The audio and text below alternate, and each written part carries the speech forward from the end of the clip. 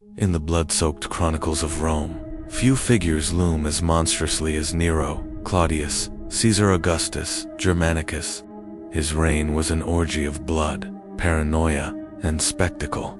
Even today, nearly 2 millennia later, his name is synonymous with cruelty and fire, with a tyrant who sang while Rome itself turned to ash. But Nero did not spring fully formed from hell. His darkness was cultivated, nurtured in the poisonous soil of imperial Rome, raised by a mother whose ambition knew no limit, and hardened in a palace where betrayal was as common as bread and wine. To understand the monster, we must begin with the boy. Born into shadows, Nero entered the world on December 15th, 37 AD, under a curse of blood and ambition. He was born Lucius Domitius Ahenobarbus, a name that meant red-bearded. His father, Gnaeus Domitius Ahenobarbus, was a violent, cruel aristocrat, notorious even in Rome for his temper. His mother, however, was Agrippina the Younger, the sister of Caligula, daughter of the heroic general Germanicus, and great-granddaughter of Augustus himself. Through her veins ran the poisoned legacy of the Julio-Claudian dynasty. Agrippina was not merely ambitious, she was lethal. Ancient historians paint her as a woman of beauty and ruthless intelligence, who would poison, seduce, and scheme her way to the pinnacle of power. She doted on her young son, not out of love, but because she saw in him the key to her own immortality, a future emperor molded in her image. But the boy's early years were far from safe. In 39 AD, when Nero was barely 2 years old, Agrippina was exiled by her own brother, the deranged emperor Caligula, for allegedly plotting against him. Nero was stripped of his inheritance and forced to live with his aunt. When Caligula was assassinated 2 years later, his uncle Claudius ascended to the throne and recalled Agrippina from exile. It was then that Agrippina began to weave the web that would ensnare Rome. Agrippina's gamble. Claudius was weak, scholarly, and easily manipulated, perfect prey for Agrippina's ambitions. By 49 AD, she seduced him and became his fourth wife. Rome was scandalized. Agrippina was both Claudius's niece and stepdaughter, but Claudius, swayed by her cunning, not only married her, but also adopted her son Lucius, giving him a new name, Nero Claudius Caesar Drusus Germanicus. From that moment, Britannicus, the biological son of Claudius, was in mortal danger. Agrippina pushed Nero forward as heir, arranging his marriage to Octavia, Claudius's daughter, and securing his training under the philosopher Seneca, who would become both mentor and pawn in Nero's story. In 54 AD, the inevitable happened. Claudius, dining on a dish of mushrooms, suddenly convulsed and died. Rome whispered of poison, slipped into his favorite delicacy by none other than a Agrippina. At the tender age of 16, Nero was proclaimed emperor, the youngest in Roman history. The boy who had grown up under the shadow of murder now wore the purple. The promising emperor at first, Rome dared to hope. Under the guidance of Seneca and the loyal Praetorian prefect Burrus, Nero appeared respectful, merciful, even just. He promised to restore the Senate's dignity, spoke eloquently in public, and reduced excessive taxes. For a brief moment, it seemed as though the empire might have found a new Augustus. Poets praised him, the people adored him, and the Senate, weary of Claudius's fumbling, welcomed a young ruler who seemed eager to listen. But this golden mask was thin. Beneath it, Agrippina pulled the strings. She demanded a place at Nero's side, appearing with him in public, seated beside him on the throne, and even receiving foreign ambassadors as though she were She believed she had secured her destiny. Rome would bow to her through her son. She was gravely mistaken. The poisoned cup, death of Britannicus in 55 AD. Just a year into Nero's reign, the tension between him and his mother began to fester. Agrippina's dominance suffocated him, her constant presence, a reminder that his crown was hers, not his. But Nero was not yet strong enough to break free until the opportunity arose. At a banquet in the imperial palace, the young Britannicus, rightful son of Claudius, was served a cup of wine. He lifted it to his lips, and within moments began to convulse violently. Before the horrified guests, the boy collapsed, gasping for breath, foam spilling from his mouth. Nero, calm and cold, explained that Britannicus was prone to epileptic fits. The feast continued. The boy's lifeless body was carried away as if nothing had happened. It was no seizure, was poison. Arranged by Nero. The message was clear. He would share power with no one. Blood ties meant nothing. Agrippina, who had once plotted Claudius's death for Nero's sake, now realized her son was capable of turning the blade against anyone, including her.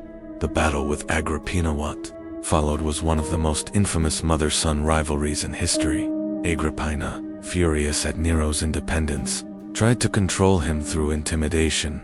She threatened to support Britannicus's memory, hinted at backing Octavia's claim, and even whispered that she might transfer her support to Nero's cousin, Nero. Meanwhile, grew closer to Popoya, Sabina, a woman of stunning beauty and cunning ambition, who urged him to rid himself of his mother's suffocating grip. By 59, their conflict could no longer be contained. Nero decided that Agrippina had to die. But how do you kill the woman who taught you every trick in the art of murder? First, Nero tried a theatrical scheme worthy of a Greek tragedy. He invited Agrippina to a feast, and then offered her passage home on a specially designed boat. At sea, a hidden mechanism was triggered, collapsing the deck and hurling her into the water. But Agrippina was no ordinary woman. She swam to shore, battered but alive, and returned home. Nero was thrown into panic. His carefully staged accident had failed. There was only one option left: brute force. He dispatched soldiers to her villa at Bai. As they stormed inside, Agrippina's servants fled. Facing the assassins, the empress did not scream or beg. According to legend, she bared her womb and spat, "Strike here," at the womb that bore this monster. The blades fell. Agrippina, the younger, the most formidable woman in Roman history, was cut down by the son she had created. Rome reeled. Matricide was a crime so monstrous that even hardened senators gasped in horror. Yet Nero showed no remorse. He inspected her corpse and praised its beauty. Then, he ordered her body cremated without ceremony. With Agrippina gone, the last restraints on his madness snapped. The unchained tyrant, now fully in control. Nero began the transformation from promising ruler to decadent tyrant. He forced the Senate to watch his theatrical performances, humiliating Rome's elite by making them applaud his amateur singing. He indulged in wild parties, surrounding himself with actors, dancers, and charioteers, scandalizing the conservative nobility. His cruelty grew sharper. Octavia, his first wife, was divorced, exiled, and eventually executed on false charges of adultery. Popoya Sabina, whom he adored, later died pregnant after Nero allegedly kicked her in a fit of rage. Friends, rivals, and allies alike were executed at the flick of his hand. Blood became his currency, and fear his crown. But Nero's greatest and most infamous chapter was still to come. A fire that would consume Rome itself, and a persecution that would stain his name for eternity. When Agrippina's corpse smoldered on a funeral pyre, Rome whispered, "A son who slays his mother is cursed." At first Nero seemed to thrive in the freedom her death gave him, drunk on power, indulging in art, and expanding his palace into a playground of decadence. But shadows gathered fast. The empire was watching, the Senate murmuring, the legions grumbling, and when Rome itself caught fire, the curse of matricide came for him in flames. Nero, the artist Nero, fancied himself not as a warrior or statesman, but as an artist, a singer, poet, lyre player, and charioteer. In a city that revered military heroes like Julius Caesar and Augustus, Nero wanted to be adored for his voice, He forced Rome's elite to attend his performances, locking the doors of the theater so no one could leave. Senators who dared to fall asleep risked execution. Pregnant women were said to have gone into labor in their seats, unwilling to interrupt his song. He raced chariots in the Circus Maximus, competing against professionals but always declared the victor. He traveled through Greece, participating in Olympic Games, where organizers ensured he won every contest, even the one he failed to finish after falling from his chariot. To Nero, these were not indulgences, they were his destiny. "What an artist the world loses in me," he would later cry. But to Rome's hardened generals, his antics were an embarrassment. An emperor who should command armies was instead strumming a lyre and painting stage masks. The Great Fire of Roman, the night of July 18th, 64 AD, flames erupted in the wooden stalls near the Circus Maximus. Fanned by summer winds, the fire spread rapidly. For 6 days and nights, it consumed the city, reducing temples, homes, and markets to ash. By the time it burned itself out, 10 of Rome's 14 districts lay in ruins. Hundreds of thousands were left homeless. Survivors wept among smoldering ruins, clutching what little they had salvaged. Rome smelled of smoke and charred flesh, and rumors spread like wildfire. Had Nero himself ordered the blaze? Some said he wanted space to build his domus, Aurea, the Golden House, a colossal palace of marble and gold, with gardens, lakes, and even a colossal statue of himself as the sun god. Others claimed he had been seen atop a tower, singing about the destruction of Troy as the flames consumed Rome. Did Nero truly start the fire? Historians remain divided. Some accounts say he was at his villa in Antium when the fire began. Others suggest he did return quickly to organize relief, opening his own gardens to the homeless, distributing food, and funding rebuilding with stricter fireproofing laws. But facts mattered little. The image of Nero fiddling while Rome burned seared itself into history. He needed someone to blame. The persecution of Christians. Nero found his scapegoat in a small, strange religious sector. Christians. To most Romans, Christians were a secretive, subversive group. They refused to worship Roman gods, were accused of atheism, and rumors painted them as cannibals for their ritual of eating the body and drinking the blood of Christ. Nero accused them of starting the fire. What followed was Rome's first great persecution of Christians, an orgy of cruelty so extreme that even pagan historians recoiled. Christians were rounded up and executed in grotesque spectacles. Some were sewn into animal skins and torn apart by dogs. Others were crucified in long rows outside the city. The most horrifying punishment of all saw Christians coated in pitch, mounted on poles, and set alight to burn as living torches, illuminating Nero's gardens. Even Romans, who despised Christians, pitied them. The cruelty was excessive, theatrical, a reflection not of justice but of Nero's sadism. In those flames, Christianity gained its first martyrs, and Nero's reputation, once golden, was blackened forever. The Golden House, with much of Rome reduced to rubble. Nero seized the opportunity to construct his dream palace, the Domus Aurea. It was less a residence than a statement of divinity. Covering nearly 200 acres, it featured artificial lakes, vineyards, gilded halls, fountains, and banquets where ceilings rained perfume and flower petals on guests. At its heart stood the Colossus of Nero, a 100-foot statue of himself as the sun god. The people of Rome, homeless and starving, looked on in disgust as their emperor transformed their misery into his playground. The Senate grumbled that Nero saw himself not as emperor of men, but as a living god. The Piso conspiracy by 65 AD. Discontent had hardened into rebellion. A group of senators, equestrians, soldiers, and even members of the Praetorian Guard plotted to assassinate Nero and replace him with Gaius Calpurnius Piso, a respected noble. But the conspiracy unraveled. Betrayal revealed the plot, and Nero unleashed vengeance. Scores were executed. The poet Lucan, accused of treason, was forced to open his veins and bleed to death reciting his own verses as he died. Most tragically, Nero's former tutor Seneca, once his moral guide, was ordered to commit suicide.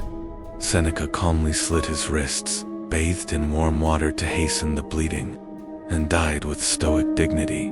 Nero's paranoia deepened.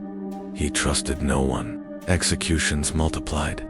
The palace became a slaughterhouse of whispers and suspicion, descent into madness by now.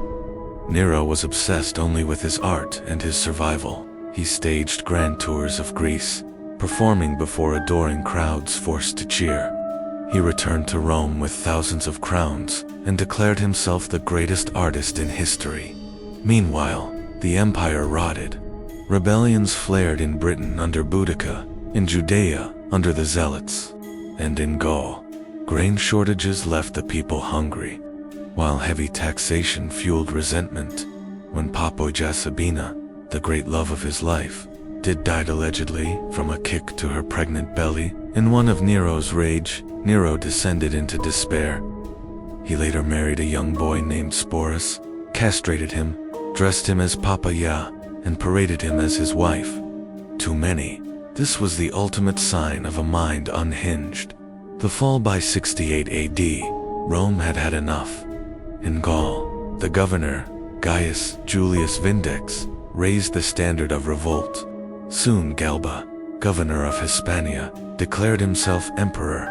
One by one, Nero's legions abandoned him. Even the Praetorian Guard, bribed by Galba, turned against their master. The Senate declared Nero a public enemy, the ultimate disgrace. He fled the city with a handful of loyal freedmen. As soldiers closed in, he realized there was no escape. In a villa outside Rome, he begged his companions to kill him.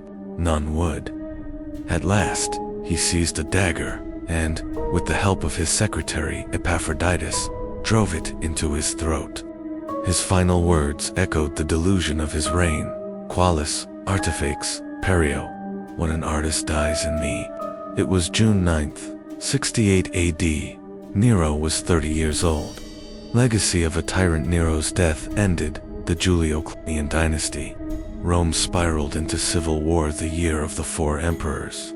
Yet his memory endured, blackened by tales of fire, murder, and madness. For centuries, rumors persisted that Nero still lived, that he would return to reclaim his throne. Some Christians even identified him with the Antichrist, a beast of the apocalypse. Was Nero truly a madman? Or was he a spoiled child warped by power, raised in a nest of vipers, and left without restraint once his mother was gone? History offers no absolution.